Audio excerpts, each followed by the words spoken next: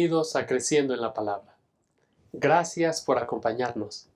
En esta ocasión estudiaremos la lección número 3, cuando tu mundo se cae a pedazos. Hay circunstancias en las que somos forzados a que nosotros podamos tomar una decisión. En esta ocasión, el estudio gira en torno al rey Acaz, quien enfrenta una crisis que probablemente él mismo ha provocado, pero que el Señor ocupa para que él pueda volver a confiar en Dios. Si hay algo que es repetitivo en el libro de Isaías, es la invitación constante que se nos hace a confiar en Dios. El profeta Isaías es enviado para encontrarse con el rey y darle este mensaje de esperanza. En esta ocasión quiero invitarte a que nos acompañes para que este estudio pueda guiarnos y ver cómo nosotros podemos encontrar mensajes que nos ayuden a enfrentar los desafíos que nosotros enfrentamos en nuestra vida diaria. Gracias por acompañarnos. En un momento volvemos.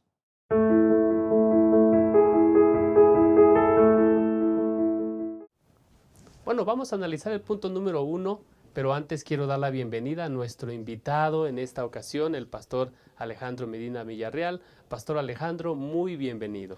Muchas gracias, Pastor Ramón. Muchas gracias a todos los amigos que nos acompañan el día de hoy para este estudio de la lección. Gracias, pastor. Pues la lección de esta semana nos habla respecto a algunas circunstancias que están orillando al rey Acab para que él pueda tomar una decisión firme de qué es lo que va a ocurrir, con él. Él está en un reinado que pues la Biblia lo define como malo, pero no es porque Dios quiera así. Tiene mucho que ver con las decisiones que él toma, Pastor Alejandro Medina. Bueno, lo que pasa es que hay consecuencias en la vida de Acaz que vienen de familia, ¿no? Por ejemplo, hemos visto en las semanas pasadas que Usías tomó una decisión. Fíjate cómo afectan las decisiones que uno toma en la familia, ¿eh? Usías tomó una decisión terrible que fue desafiar a Dios después de haber tenido un reinado bendecido por Dios. Comete el gravísimo error de irse a meter al santuario, pensar que él también puede hacerla de sacerdote, y va a pasar alrededor de 10 años enfermo de lepra, tiempo en el que su hijo Jotam va a estar como corregente a su lado, pero Jotam no es tan brillante como Usías. Y después de que se muere Usías en el 740 va a estar Jotam otro ratito, ahí como rey unos 3 años por lo menos, solo, y pues va a terminar su reinado, va a morir, y entonces aparece Acaz, que es el nieto de Usías, hijo de Jotam, que viene arrastrando una serie de malas decisiones del abuelo y del papá. Y de una manera alucinante, la Biblia describe a Acaz como un tipo sumamente idólatra, cosa que no fue Usías. Usías cometió un error muy grave, que fue andar de orgulloso y meterse al santuario a querer ofrecer incienso. Pero no es la idolatría ni la rebeldía de Acaz. Tampoco Jotam llegó tan lejos como Acaz. ¿Por qué esa rebeldía? ¿Por qué esa actitud hacia Dios de parte de él? Y mucho tiene que ver en la familia, pastor. Mucho tiene que ver a quién elige uno como esposa, y sobre todo los varones. Yo cuando me preguntan aquí los jóvenes y me dicen, oiga pastor, ¿y qué me sugiere en cuanto al noviazgo? Le dije, bueno, ¿tú quieres que tu hijo sea adventista? Pues que sí. Pues la mamá tiene que ser adventista. Es decir, si tú quieres que tu hijo vaya a la iglesia, la mamá tiene que ser adventista, tiene que ser cristiana. De otra manera, la que influye directamente en la educación del niño, la que le va a transmitir los valores en altísimo porcentaje va a ser la madre. Entonces, tú verás qué quieres, ¿no? En el caso tenemos a un Acaz, a un rey Acaz, que es tremendamente idólatra, evidentemente por la influencia de los padres, pero particularmente incluso la Biblia luego menciona hasta el nombre de la madre, en el caso de la influencia de la mamá. Y se enfrenta a una crisis, porque de pronto se forma una alianza entre Israel al norte. Judá era un país chiquito de 2 tribus, Judá y Benjamín, y las otras 10 se quedaron en el norte. Y ellos se van a aliar con el vecino de más al norte, con Siria. Damasco era el poder más importante ahí, la capital. Y entonces se van a aliar contra Judá, que es pequeño. ¿Por qué Israel pelea contra su hermano, contra Judá? Imagínate, es decir, empezando por ahí. Y en segundo lugar, va en alianza con los sirios para fastidiar. ¿Por qué quieren los del norte, Siria e Israel, someter a Judá? Quizás propone la elección porque la amenaza de Asiria, de Tiglat-Pileser III, los hace decir, mira, tenemos que estar todos unidos, tenemos que hacer un bloque para resistir lo que va a venir. Y Judá o se une con nosotros o lo obligamos a que se una. Entonces, esa es una probable explicación, el temor a la invasión de Tiglat-Pileser III, que ya vienen los asirios, y pues así es la vida. La vida te coloca frente a desafíos tremendos, desafíos importantes, que si uno no está preparado con la mano de Dios al lado, la vida te va a desafiar. Y de pronto él se encuentra frente a un desafío impresionante. Tiene 2 enemigos, uno casi su hermano Israel y el otro los sirios, enemigos históricos, que amenazan con invadirlo.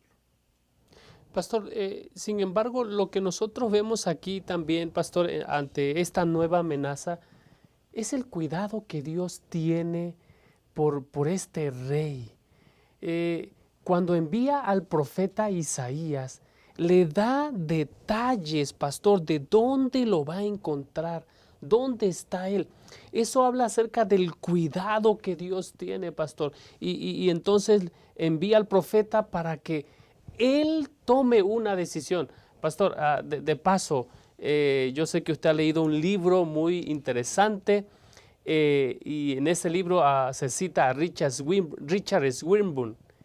Y él dice que la libre elección entre el bien y el mal que hacen los seres humanos convierte al ser humano en la última fuente de cómo las cosas serán.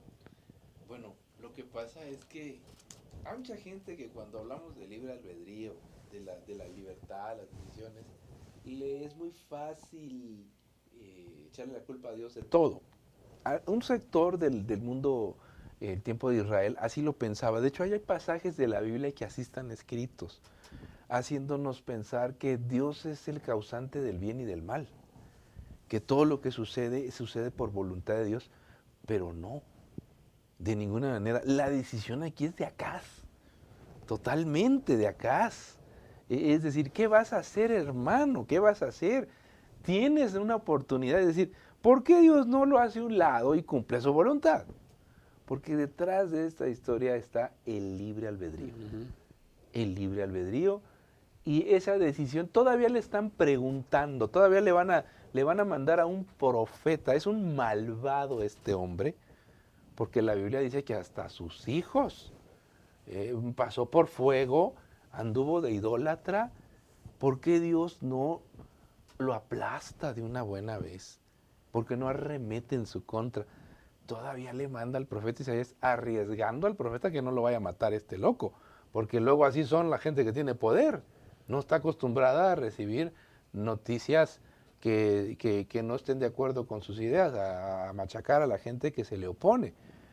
Y entonces dice la palabra de Dios, pues que el Señor todavía le va a ofrecer una oportunidad impresionante.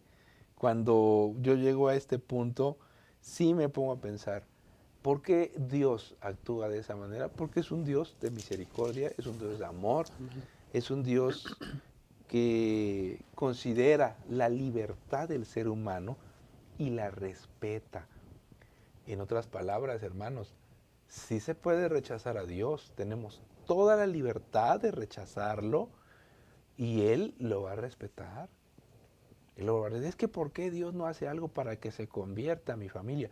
¿Por qué Dios no obliga a mi hijo a dejar de beber alcohol? ¿Por qué no le hace a mi hija que siente cabeza o que haga entender las cosas?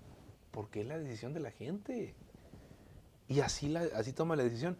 Llega un momento en que acá se está ante una tremenda decisión en su vida. ¿Qué hago? ¿Qué hago? ¿Voy a buscar a Dios para enfrentar mi problema? Pues resulta que no lo hace.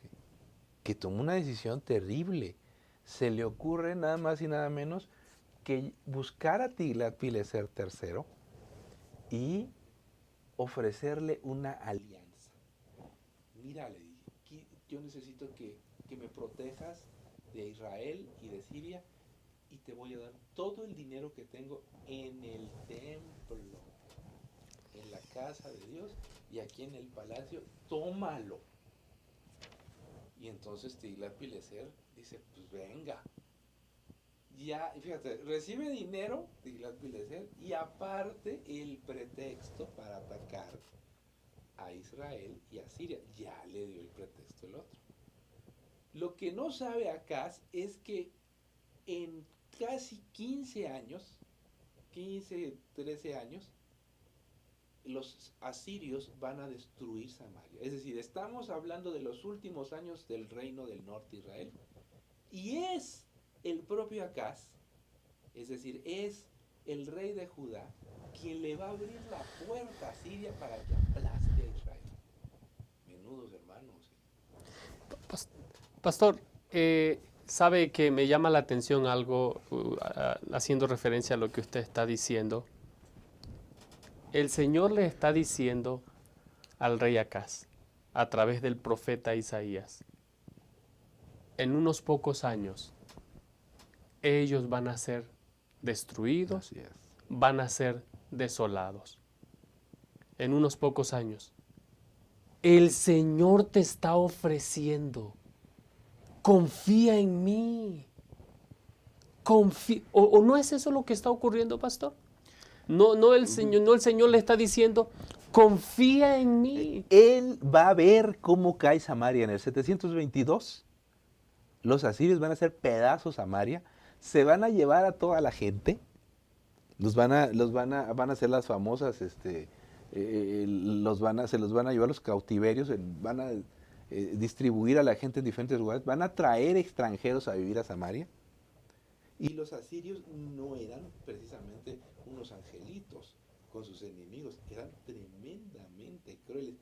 Acaz va a ver todo eso y va a tener tiempo para arrepentirse, cosa que no va a hacer. No va a hacer, nunca, a pesar de que Dios le habla, le envía mensaje, le muestra con la realidad lo que le va a pasar a Israel. Él lo va a ver, porque Acaz va a estar hasta el 715 de rey de Judá y va a ver toda la desgracia de Samaria, y sin embargo no decide seguir a Dios ni confiar en Dios. Queridos hermanos, estamos llegando al final de este punto y queremos invitarles para que nosotros meditemos. Dios nos ha dado total libertad para que ya sea que nosotros decidamos confiar en Él o decidamos ir por el camino que mejor nosotros nos parezca. Pero quiero invitarles para que analicemos juntos el punto número 2, donde se nos hace un desafío, se nos hace una invitación, la invitación a confiar en Dios. En un momento volvemos. Lo que hoy estamos presenciando son las nubes que preludian la tormenta más tremenda que este mundo ha enfrentado jamás. Eventos, desastres, señales, todo apunta en la misma dirección: el final. Eso que puede parecer que no es más que otro suceso cotidiano, pudiera tener consecuencias eternas. ¿Eres capaz de identificar lo que sucede a tu alrededor? Mantenerte indiferente ante los engaños finales podría provocar la pérdida de tu vida eterna.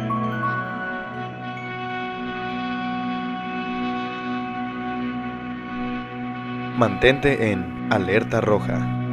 Adquiere esta obra en tu librería Gema.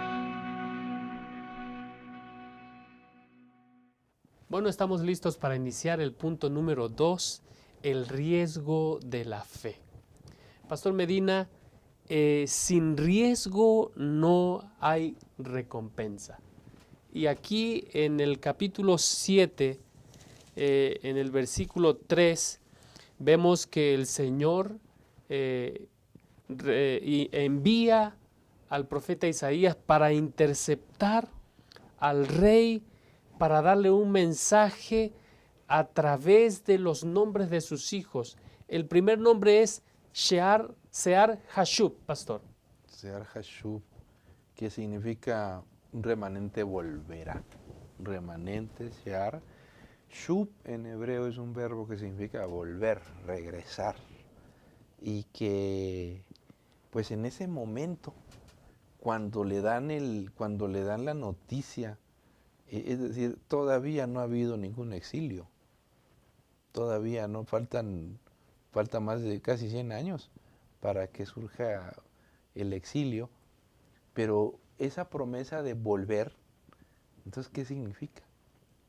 Es decir, ¿qué quiere decir Dios cuando a través del hijo de Isaías, a través del nombre del niño, le está diciendo, mira, un remanente va a volver?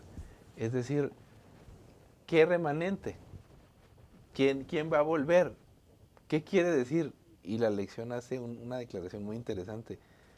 Lo que tú quieras. Sí. Es decir, depende de tu decisión lo que el nombre del niño signifique. Lo que yo quiero es que regreses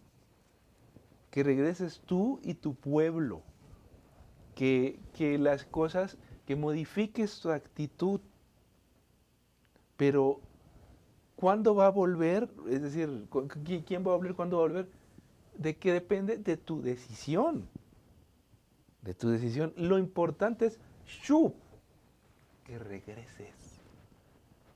Lo importante es que regreses y que tú entiendas que el camino que estás siguiendo te va a llevar a un resultado terrible. Vuelve. Vuelve pero ya. Vuelve pero ya y vuelve con tu pueblo, vuelve con tu familia, vuélvete cuanto antes. Y si no vuelves tú más adelante, yo voy a invitar a otro para que vuelva. Es decir, como la palabra de Dios, de maravillosa, ¿no? Que una promesa muy parecida, Jeremías la va a hacer más adelante al pueblo de Israel, cuando va a hablar de los 70 años en Babilonia, que van a pasar a partir de 586, y el Señor les va a decir, van a volver, y va a retomar esta promesa de Shear Hashub. Pastor, hay algunos escritores que hacen referencia a que en este mundo vamos a pasar por tormentas y dificultades porque vivimos en un mundo caído. Pero también es claro que no todas las tormentas a las que a veces nos toca enfrentar son el resultado del pecado, pero todo pecado siempre nos llevará a una tormenta de problemas, pastor. Por eso va a haber un juicio, porque no sabemos quién es el responsable de nuestros problemas, de nuestros pecados. ¿Era responsable Acaz de que su abuelo Usías haya tomado una decisión tan torpe como haber desafiado a Dios? No, quizá ni había nacido. ¿Era responsable Acaz de las malas decisiones de Jotam, su padre? Pues no, tampoco, pero tuvo que arrastrar algunas consecuencias.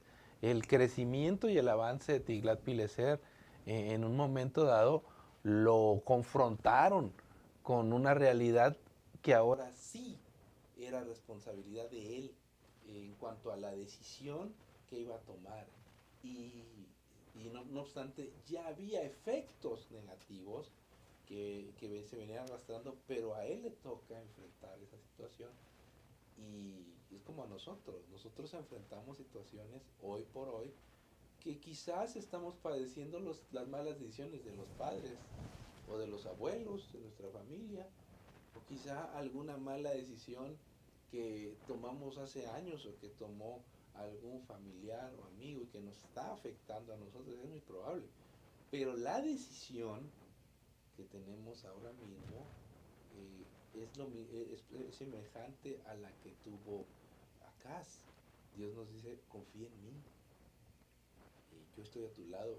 La dimensión del problema que tiene Acaz no es para menos, porque tiene a 2 enemigos pequeños allá al norte y a un gigante, y aparentemente va a tomar la decisión pues más sabia, porque va a decir, no, pues si me junto con estos 2 al rato viene el otro y nos aplasta a los 3, así que mejor me voy a aliar con Tiglat-Pileser, le voy a dar dinero y allá que aplaste a los otros, pero a mí me va a dejar con vida, ¿no? Humanamente hablando tiene sentido la decisión.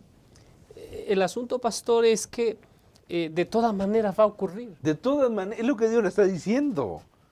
De todas maneras, el otro va a acabar contigo. Vuelve.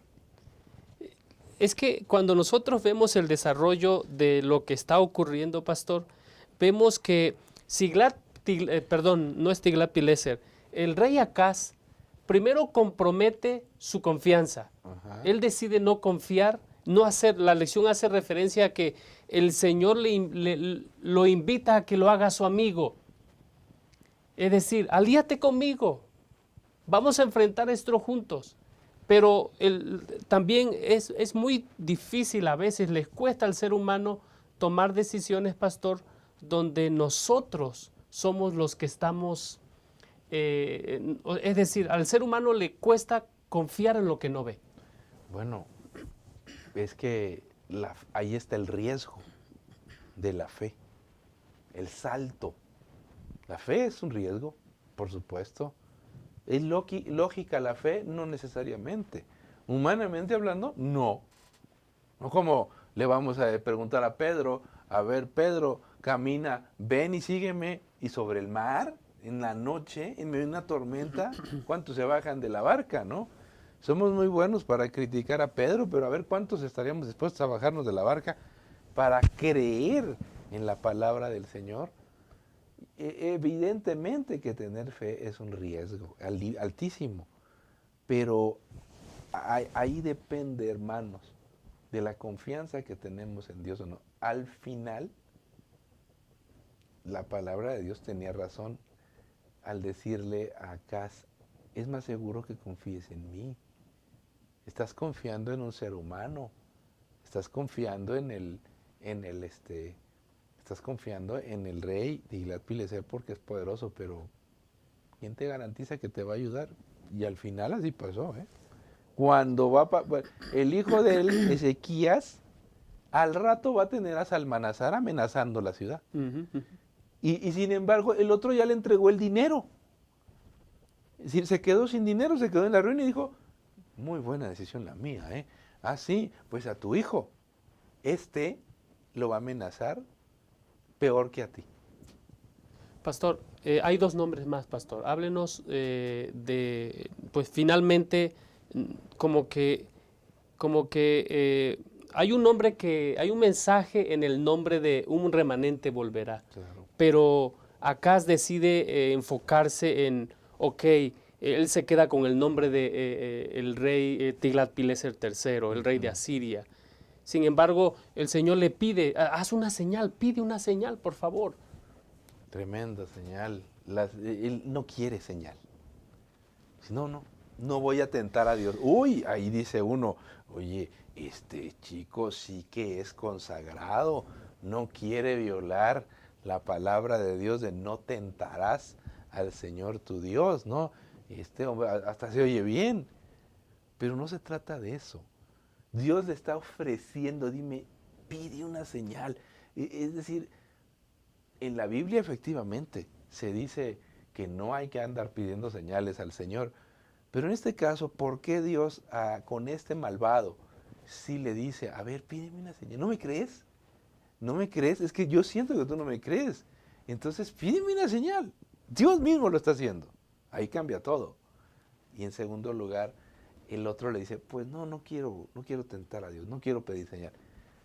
Es tal la indiferencia, es tal el desinterés del rey Acaz. Es decir, ni siquiera considera a Dios como una posibilidad, que dice, mira, mejor ni pierdas el tiempo. Dijéramos hoy, mira, vete ya, no pierdas el tiempo, no me interesa considerar la opción que me está dando Dios. Es más desinterés que el supuesto o aparente respeto que pudiera tener por él. Pastor, hay una expresión que aparece ahí en Isaías capítulo 7, versículo 12. La expresión en hebreo es nasá, que se traduce como falta de confianza en su carácter revelado. Y sin embargo el Señor le dice, le da el nombre de una profecía mesiánica, pastor. Así es, le dice, mira, yo te voy a dar una señal, una mujer va a tener un hijo, una joven. La Reina Valera traduce como una virgen, pero es una joven, y va a tener un bebé, va a tener un niño y llamará su nombre Emmanuel. Emmanuel. Menuda declaración le está dando el Señor. Yo te voy a dar la señal. Es decir, en el futuro va a nacer un niño que se va a llamar Emmanuel. Y este Emmanuel, dice, este niño, antes de que el niño sepa hacer cualquier cosa, esa tierra de los dos reyes que tú tienes tanto miedo, que son el sirio y el de Israel, la van a abandonar. Es decir, el niño ni siquiera va a andar caminando o va a andar haciendo cuánto tiempo, pues ni siquiera 1 año, 2. Y eso que tú tanto temes se va a disipar. Pastor, Emmanuel o el siguiente nombre que ya vemos en el capítulo 8, pastor. Bueno, es que Emmanuel significa Dios está con nosotros. Dios con nosotros lo traduce tradicionalmente la Reina Valera del 95, 60 traduce Dios con nosotros, pero en realidad es Dios está con nosotros. Entonces, al niño le ponen por nombre Emmanuel, que es el nombre de la profecía de Jesús, el mismo nombre que le van a poner a Jesús, al Mesías. Dios está con nosotros, es decir, otro llamamiento al rey. Oye, este niño se va a llamar Dios está con nosotros.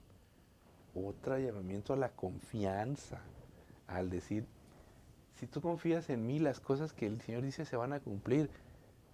Y Dios va a estar contigo. Lo que yo no me explico, y se los digo abiertamente aquí, es ¿por qué Dios sigue llamando a un malvado?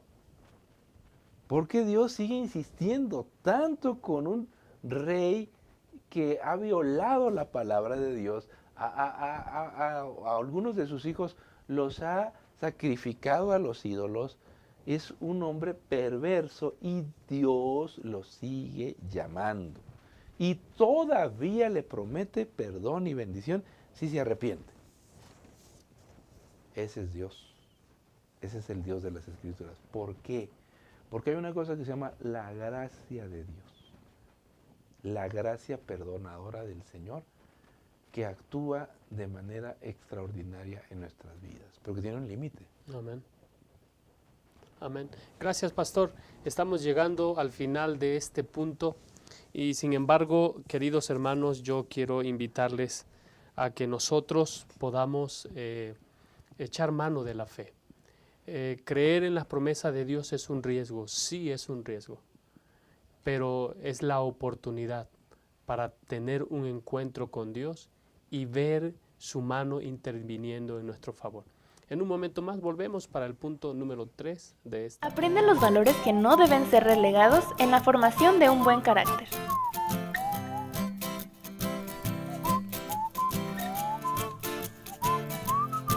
Encuentra relatos cautivadores, testimonios y actividades que te ayudarán a ponerlos en práctica en tu diario vivir.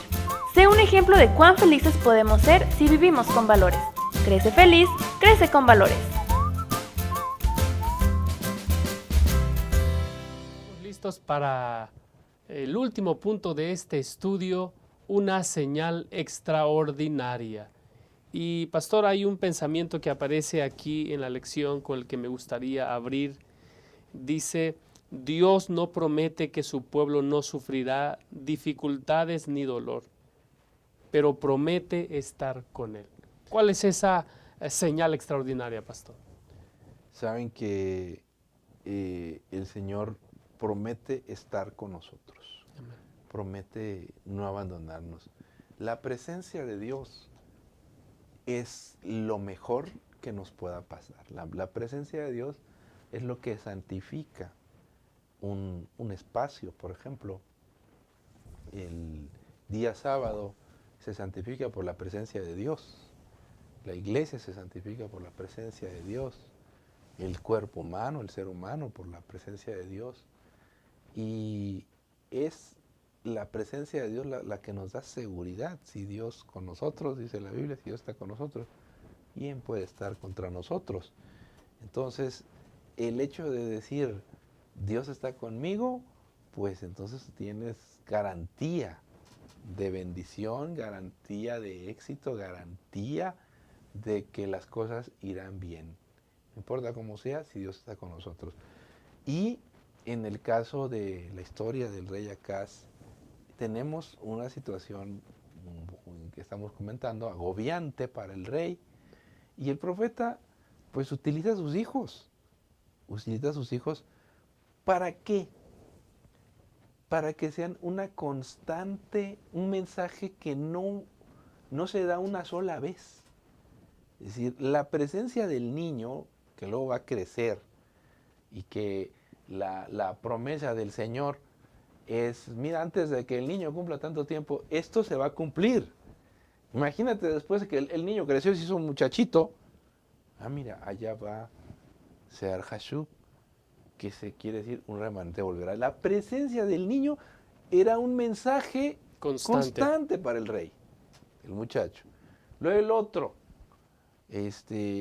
otra vez, Emanuel, otra promesa para el niño, para el pueblo. Dios está con nosotros. Oye, Dios está con nosotros en medio de una crisis. Estamos viendo cómo tenemos casi las bayonetas a punta del patio de la casa. ¿Qué hacemos? Dios está con nosotros. O sea, qué declaración, ¿eh? Qué declaraciones en medio de una crisis terrible. En medio de una crisis, a pesar de que el rey se ha equivocado, la promesa sigue. Dios está con nosotros. Pero después va a nacer un niño más, que es Maher Salal Hashbaz, que significa ya viene El despojo. el despojo. Ya viene. Apresúrate.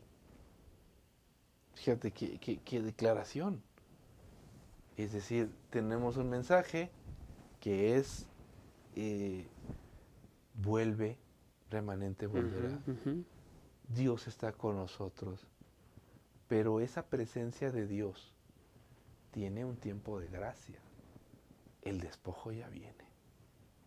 Y Él va a ver la destrucción, insisto, de Israel, del pueblo de Israel. Va a ver cómo se destruye Acaz, va a ver en 722 cómo desaparece Israel.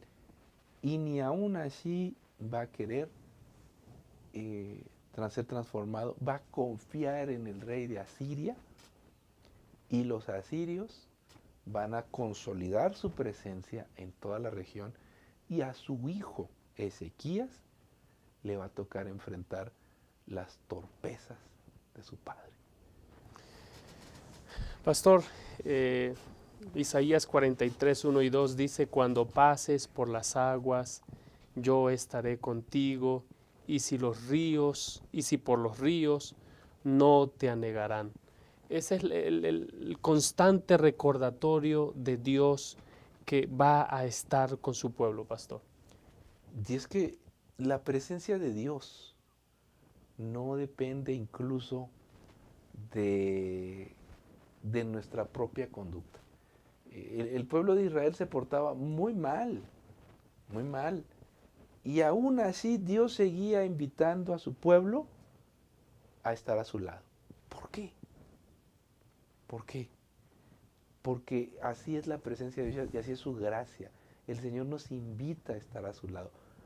Sin embargo, el mensaje del niño, del Sedar Hasub, ¿cómo se llama? Maher Salal Hasbaz, es apresúrate. Porque hay un tiempo y el juicio va a caer. Hoy nosotros tenemos también ese mensaje. Hoy nosotros también le decimos a la gente, a la iglesia, al mundo, nuestra predicación es, el Señor vuelve, apresúrese, entregue su vida al Señor. Nadie tiene la vida comprada. Con esta pandemia hay gente muy querida que se ha ido y quizá no pensaba en partir tan pronto y ya no está. Entonces hay que estar preparados siempre para la presencia de nuestro Dios y recordar que Él sigue a nuestro lado, pero que su gracia tiene un límite. Pastor, estamos llegando al final de esta lección. Hay mensajes que se han dado, a través de estos encuentros que Dios tiene con su pueblo. Hay circunstancias, pastor, que nos recuerdan de que Dios siempre ha estado con su pueblo.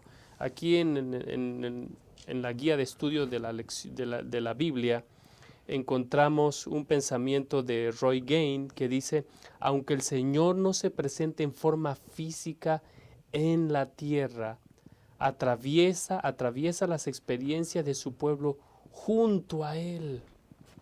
Dice el pensamiento aquí, ¿dónde estaba el Señor cuando la multitud condenó a Esteban? De pie a la derecha de Dios. Pero cuando Jesús ascendió al cielo, se sentó a la diestra de la majestad en las alturas. Por qué se puso de pie cuando Esteban estaba en problemas a punto de morir apedreado? Como dijo Morris Venden, Jesús no iba a soportar eso sentado, pastor. Yo creo que los que somos padres, yo veo esto como padre. Cuando un hijo se porta mal, ¿qué haces?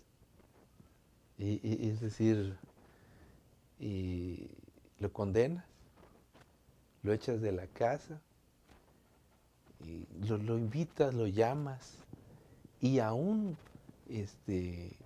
que se haya portado tan mal. Yo he visto casos muy dramáticos,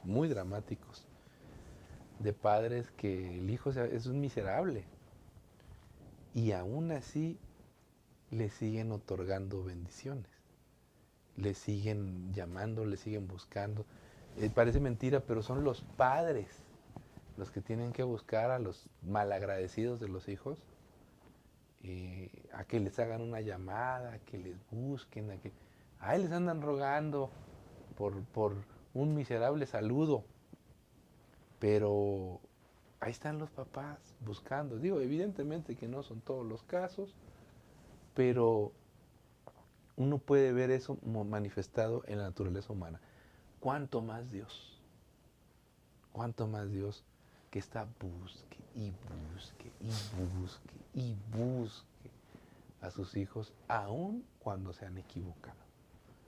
Pero que recordar que esa oportunidad no será para siempre. Ojalá la aprovechemos nosotros.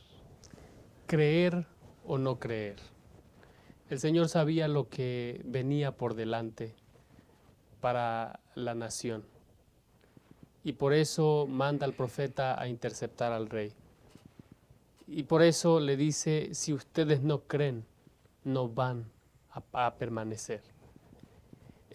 Estamos pasando por momentos difíciles, momentos desafiantes, no sabemos cómo ha de terminar, cuándo este planeta ha de tener un respiro respecto al coronavirus, pero la decisión está en ti, querido. Tú puedes creer o no creer. Lo cierto es que la palabra de Dios dice, tú guardarás en completa paz aquel cuyo pensamiento en ti persevera, porque en ti ha confiado. Nosotros podemos creer, hermanos. Hay infinidad de promesas en la Biblia que nos invitan a creer. El libro de Isaías es una constante de invitación que Dios hace a su pueblo a que pueda confiar en el Señor. Y que esta lección pueda afirmarnos en nuestra fe y en las promesas de la palabra de Dios. Gracias por acompañarnos. Que el Señor te bendiga. Amén.